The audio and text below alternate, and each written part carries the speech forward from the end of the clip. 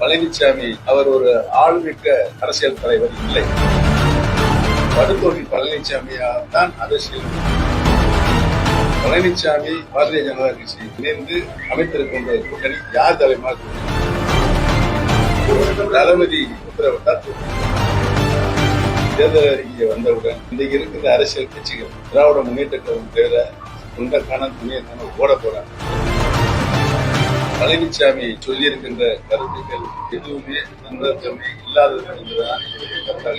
அவர் ஒரு ஆளுமை மிக்க அரசியல் தலைவர் இல்லை. ஒரு ஆளுமை மிக்க தலைவருக்கு சொன்னால் ஒரு சட்டமன்ற தேர்தலில் அது நாடாளுமன்ற தேர்தலில் தோல்வியை தருவினா அடுத்த தேர்தல் எந்த தேர்தல் வந்தாலும் அந்த கட்சியை தூக்கி நிலைநிறுத்தி வெற்றி பெறுவதுதான் ஆளுமை மிக்க தலைவராக தமிழக அரசியலில் இருக்கின்ற ஒரு நிலைப்பாடு. அது எடப்பாடி பழனிசாமி இல்லை என்பது. அவர் ஆளுமை மிக்க தலைவராக இல்லை என்ற காரணத்தினால் தொடர்ந்து தோல்வியை 10 தேர்தல்கள், நாடாளுமன்ற தேர்தல், சட்டமன்ற தேர்தல், இடைத்தேர்தல்கள், இப்படி அனைத்து தேர்தலும் பழனிசாமி படுதோல்வி பழனிசாமியால் தான் அரசியல் நிலை கொண்டிருக்கிறது தெரிவித்து தளபதி உத்தரவிட்டார்.